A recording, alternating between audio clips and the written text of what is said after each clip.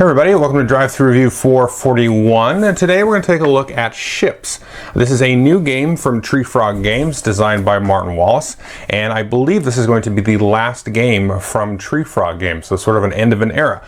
Martin Wallace sort of went off on his own at some point and started publishing his own games, and now he's just going to do designs for other publishers. Now this is sort of the last in, I don't know if it's a trilogy or not, but he had ships, an automobile, and then airplanes, and then sort of Steam, Age of Steam, all the train games basically. So now this is the one about boats.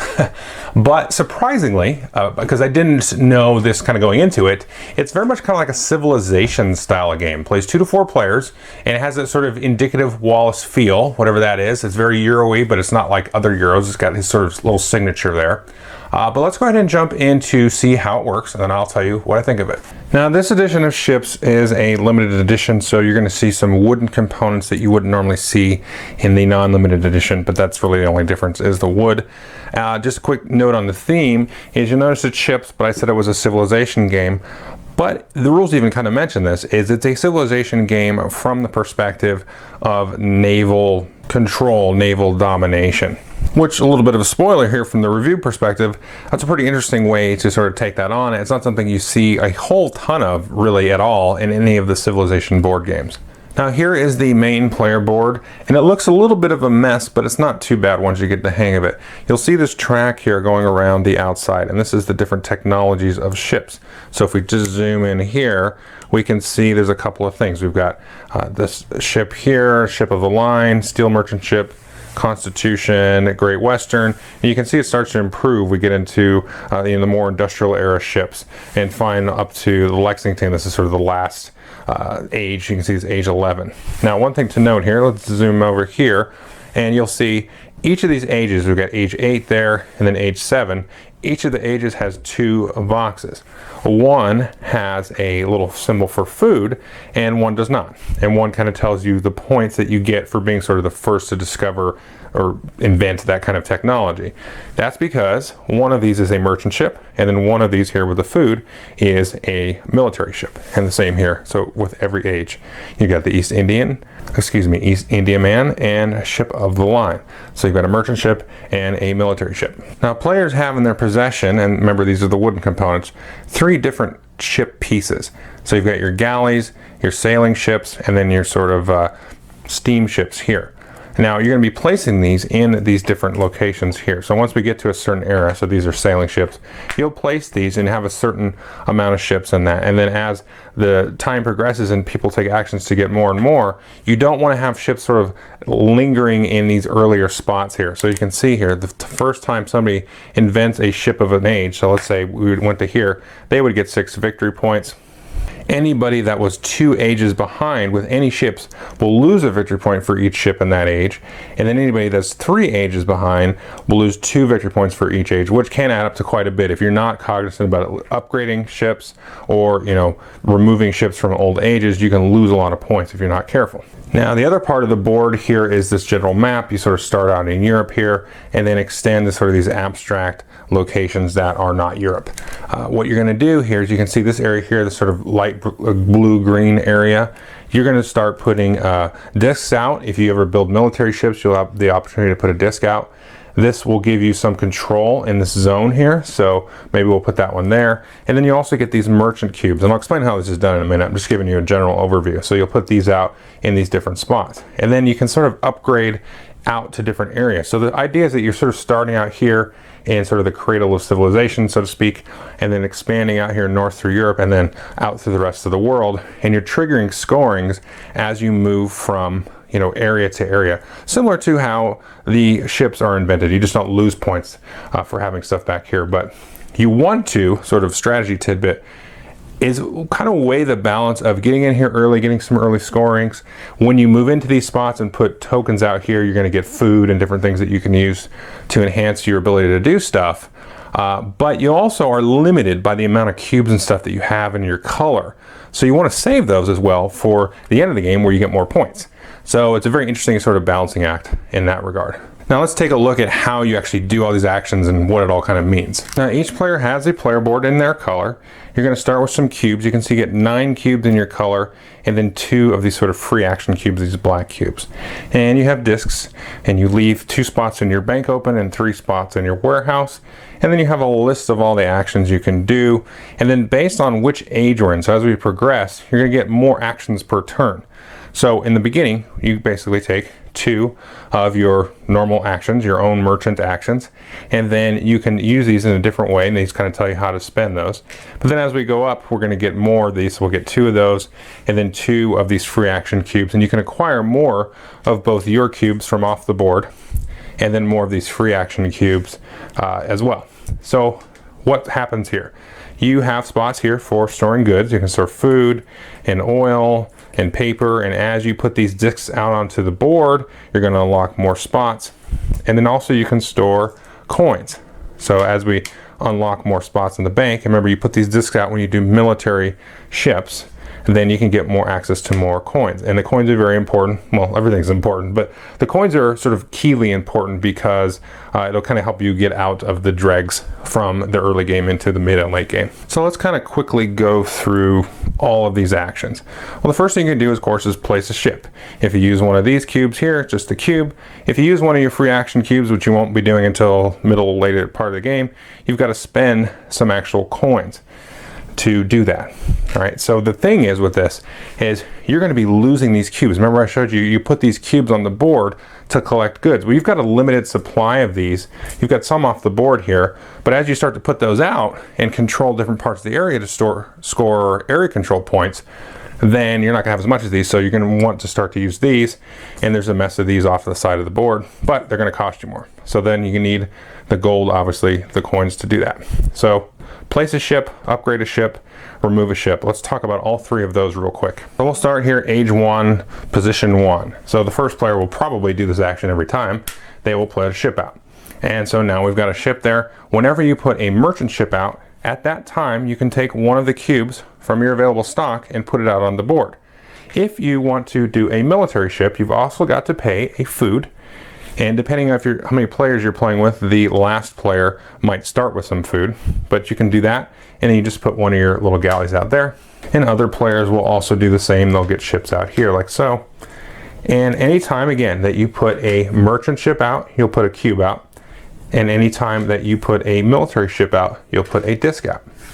You can also, of course, upgrade a ship. I showed you that action. And you can take a merchant ship and upgrade it to a merchant ship of the next age.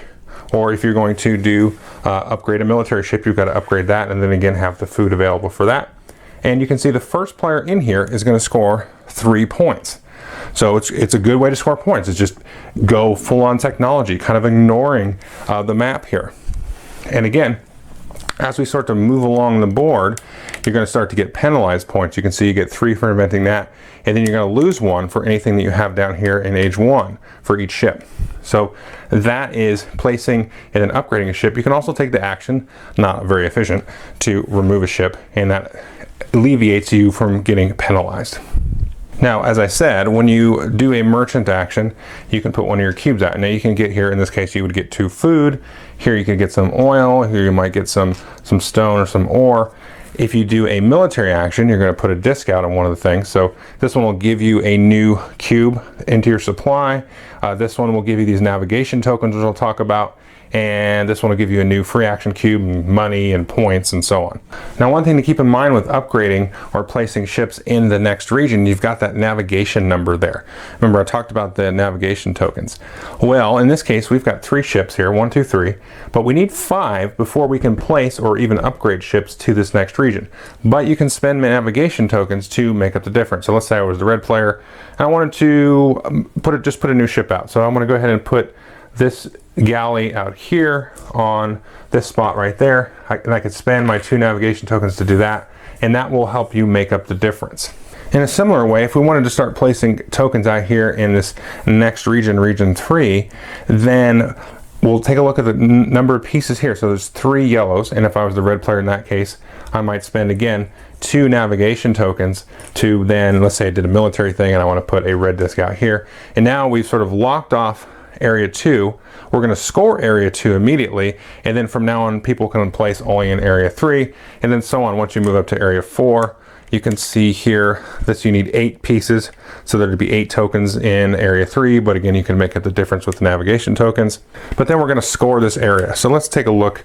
Let's just put some pieces out here for fun, and we can score this area here.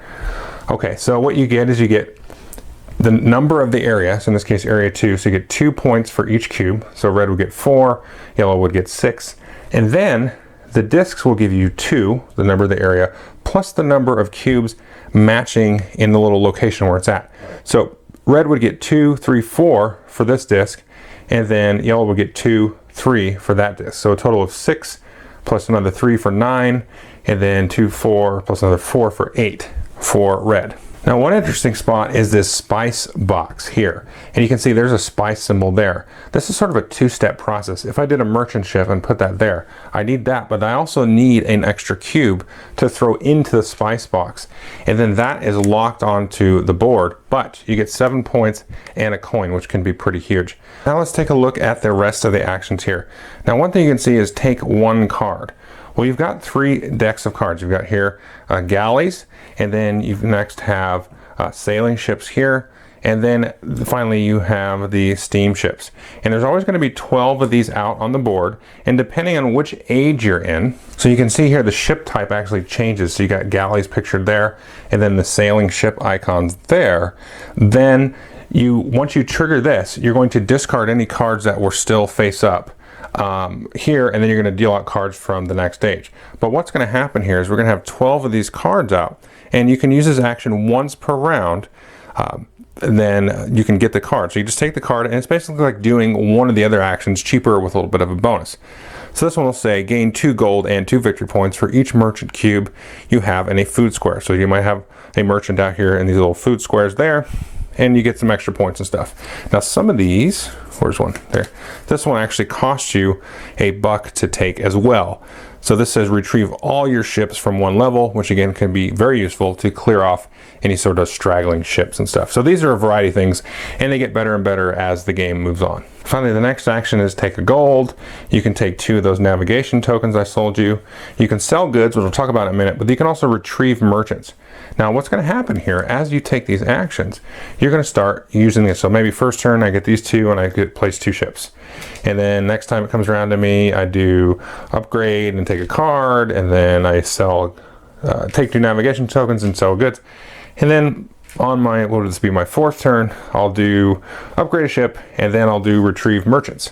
So when you do retrieve merchants, you can retrieve them from 2 spots. You can either retrieve them all from this spot here, and they all will come back, or you can retrieve them from an area of the board. So here we would take them all from area 2 and then put them back into our supply, because maybe we've already scored area 2 and these are worthless. Now you won't get your discs back, and that's very key, because remember I talked about scoring more points at the end of the game as you get further along. So you've got to be very sort of cognizant of putting your discs out. But you also want to get rid of your discs, because then you can store more food and goods and coins and stuff like that. Now, the last thing you can do, speaking of goods, is sell goods. And here we have this goods track here, and it gives you the sell price. So if I sell food, I can get $1. I sell paper, I get 4. I get money here. Now, the other thing you can do here is these 3 goods are sort of special.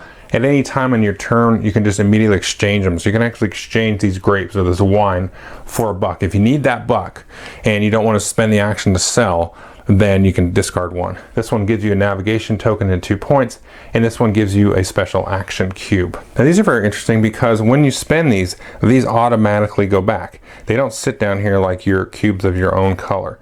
But remember, they're more expensive to use as well. You're going to need coins to be able to make use of those. So these are very cool. And the other thing is you can actually sort of store these up as well. So on the last couple of rounds of the game, you're going to get 2 of these and 2 of these. You could just leave these down here if you like. So those are the free action cubes. So that's basically the game. Everybody's going to take their actions, whatever actions they get for the turn. You're going to upgrade the different technologies. You're going to spread out all over the board, put ships out onto the board. Now the game will end if there's 5 or more ships in this age 11 set here. So if we get 1, 2, 3, 4, 5 ships out, everybody's going to get an equal number of turns, and then we're going to finally score whatever sort of region we're in terms of the points and areas on the board, and then that's going to be the winner of the game. There's some other scoring. You can turn in money for points and stuff like that. But that's pretty much the game. Okay, so that is ships. What do I think of it? Well, I really enjoy it. Now let's start with the negative in this case. The negative is the theme is a little bit tenuous. Like I said, there's a civilization idea here, but the actions that you do feel very abstract, and there's not a lot of head-to-head interaction. There's no war per se, even though when you take sort of the warship action you're putting out and sort of colonizing and taking over a city with a disc versus, you know, a merchant cube, which you're just trading in economically. But there's some things I really like about it that you don't really see in any civilization game. Now, funnily enough, this next part I'm going to talk about, you can kind of sort of see it in one of Martin Wallace's older games, maybe about 10 years old now, called Tempest, which was sort of a shot at doing like the 90-minute civ, which is sort of a grail that people have. And the cool thing about that was there was a way of sort of sharing or leeching technology and inventions and sort of progress from the other players, which is a cool part about civilization style games that's not in a lot of them, which is something that was very interesting about, probably the best part of that game, I thought. This is sort of similar, where with the whole upgrading of the different ship technologies, but instead of like leeching, well, there is leeching because, you know, once you build more ships up, it's easier for the next person to upgrade. But then there's also the other flip side of it with the whole punishing aspect in terms of the points. And I like that part of it. It's a very interesting sort of dynamic, very abstracted, but I like that where you just sort of, you're competing at sort of this purely sort of ethereal sort of technological level without any real sort of grounding necessarily in sort of the earth, you know, in land domination. So that's interesting to me.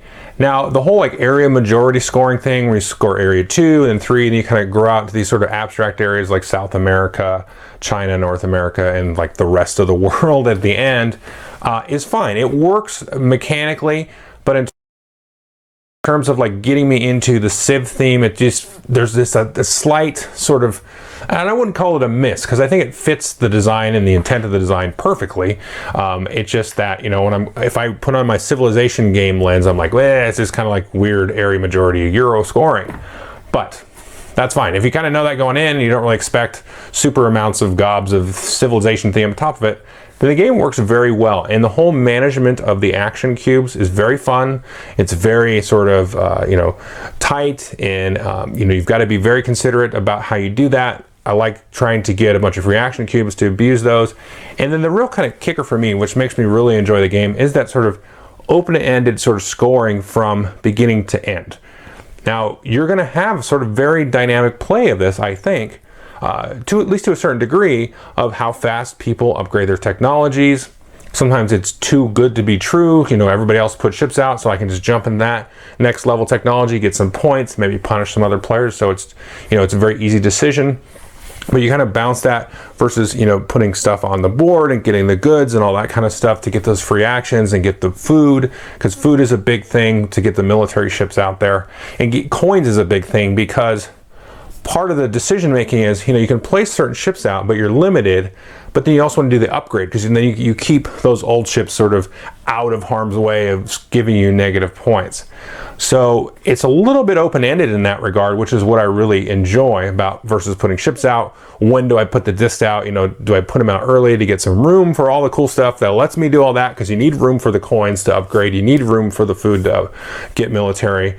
But you want to save all your discs to put them out at the end, because it is very easy to sort of get caught up in that and then run out of discs and then not have as many discs as your opponents who score more points than you at the end of the game. But I have seen some like near comebacks and sort of swings of points at the end as people sort of play out their strategies over the course of the whole game. So I think it's very satisfying from like a strategic perspective. And, you know, I shouldn't really say it. I mean, it hits like that Wallace feel for me, which I haven't gotten, you know, so much recently in his more lighter games he's done. So this really has that nice thing, but it's not super heavy. It's you know, it's very simple. You take the actions on the board, you put ships out, and then worry about upgrading them, and then you just put stuff out and score points, and then as you play, the strategy will come to you. But I think it's a very fun game. It's a nice thing. It kind of reminds me, I guess, of Automobile with the technology track, but the kind of similarity stops at that. You know, the rest of the game is not like Automobile at all. But I would recommend this to anybody that's like a Wallace fan or likes, you know, sort of medium, maybe heavy Euros, and likes good strategy, because that is really cool. And there's like a nice little bit of civilization theme that kind of comes through. And even that whole scoring thing where, you know, kind of putting stuff out early to have room to store stuff versus keeping it to the end of the game. That's kind of interesting thematically as well, because, you know, who cares about the past, you know, in a sense, is what that sort of scoring mechanic is trying to tell me. On the one hand, who cares, because I'm not going to get any points, but you kind of have to care about it. You're going to need to build a good foundation to be able to get all the goods and things that you need to, you know, drive the engine forward into, you know, the future. So pretty cool, like some good elements here. And my last thought, I wanted to make sure I mentioned this, was I know this is kind of the last of his sort of transportation series or whatever, but I think there's some good elements here that could be carried forward into another game. At least some of the concepts in terms of civilization games. Kind of the focus on the Navy is interesting, though that's kind of tenuous thematically. But the technology upgrade stuff was cool. You know, a lot of times you see these pyramid trees and stuff. I like the sort of getting punished and then also sort of contributing, and other people can kind of leech off your investment in the current technology or future technologies. And then the whole scoring thing, which I've talked about. So there's some cool elements here. I think there's a nice core here, and the game is fun too. So, all right, thanks.